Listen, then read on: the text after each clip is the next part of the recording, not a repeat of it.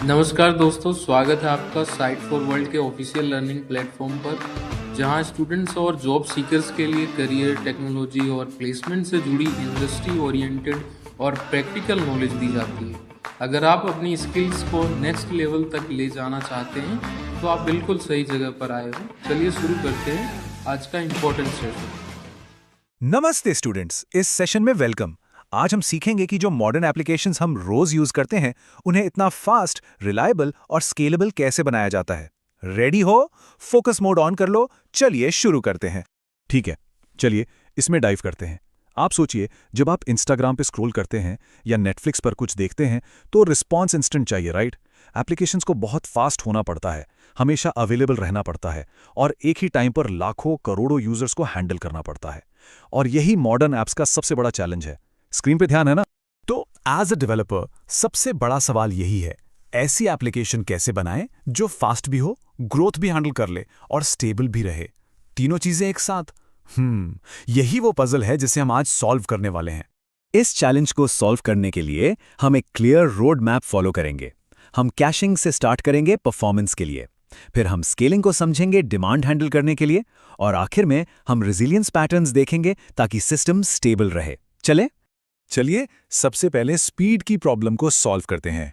आखिरकार अगर app slow है तो कोई उसे यूज ही नहीं करेगा, सही बात है ना? इसका सल्यूशन है कैचिंग। बिल्कुल आसान शब्दों में, कैश एक सुपरफास्ट टेम्परेरी स्टोरेज है। इसमें हम वो डेटा रखते हैं जो बार बार यूज होता है। सिंपल सा आइडिया है, बार बार में डेटाबेस तक जाने से अच्छा है जो डेटा जरूरी है उसे पास में ही रख लो। इसका बस एक ही मकसद है, स्पीड। समझ आया इसका पर्पस? ये डायग्राम देखो, कॉन्सेप्ट बिल्कुल क्लियर हो जाएगा। कंज्यूमर की रिक्वेस्ट पहले मेन डेटा सर्विस तक जाती ही नहीं है, बीच में डेटा कैश उसे रोक लेता है। अगर डेटा कैश के पास है तो रिक्वेस्ट वहीं से पूरी हो जाती है, मतलब सुपर फास्ट रिस्पॉन्स। इससे मेन सर्विस पर लोड भी कम होता है। विन विन सिचुएशन है। अच्छा, इसको इंप्लीमेंट करने की एक बहुत कॉमन स्ट्रैटेजी है कैश असाइड पैटर्न। स्टेप्स बहुत सिंपल हैं। पहले कैश में चेक करो, डेटा मिल गया, इसे कहते हैं कैश हिट, सीधा डेटा वापस भेज दो। नहीं मिला, इसे कहते हैं कैश मिस, मेन डेटाबेस से लाओ और इंपॉर्टेंट स्टेप, अगली बार के लिए उसे कैश में सेव कर दो। इसको नोट किया? ये इंटरव्यू में जरूर पूछा जाता है।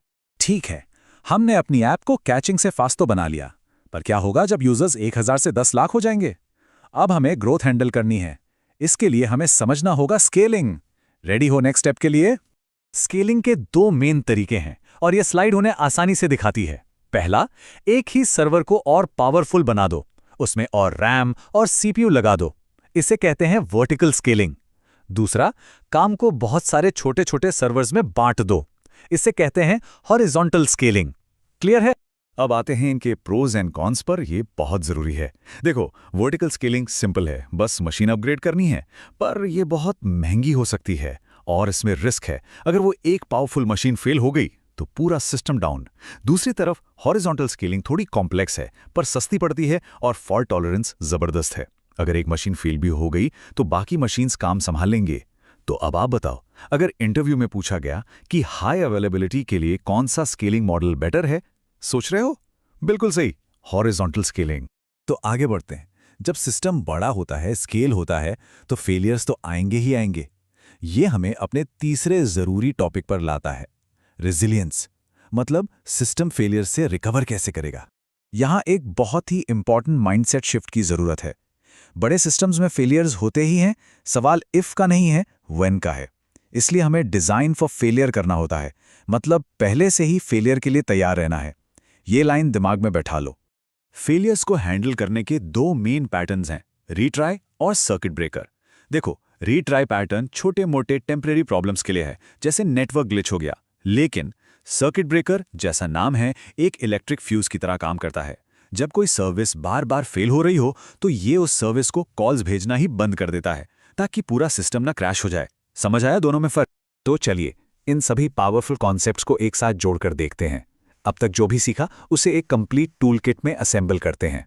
तो की टेकअवे ये है, ये अलग अलग कॉन्सेप्ट्स नहीं हैं, ये एक पूरा टूल किट है। स्पीड के लिए कैचिंग, ग्रोथ के लिए स्केलिंग और स्टेबिलिटी के लिए रेजिलियंस पैटर्न्स। जब आप इन तीनों को एक साथ अक्ल से यूज करते हैं तब आप एक सच में मॉडर्न और मजबूत एप्लीकेशन बना सकते हैं। यही है आपका सिस्टम डिजाइन टूल किट। और ये हमें एक आखिरी सवाल पर छोड़ जाता है। जैसे जैसे एप्लीकेशंस और भी कॉम्प्लेक्स होती जाएंगी, स्केलेबिलिटी और रेजिलियंस के नेक्स्ट जनरेशन पैटर्न्स कैसे दिखेंगे, इस पर सोचना जरूर। All the best. तो हमारे चैनल को सब्सक्राइब कीजिए और वीडियो को अपने दोस्तों के साथ शेयर जरूर कीजिए। कमेंट सेक्शन में अपना डाउट या नेक्स्ट टॉपिक लिखना मत भूलिएगा।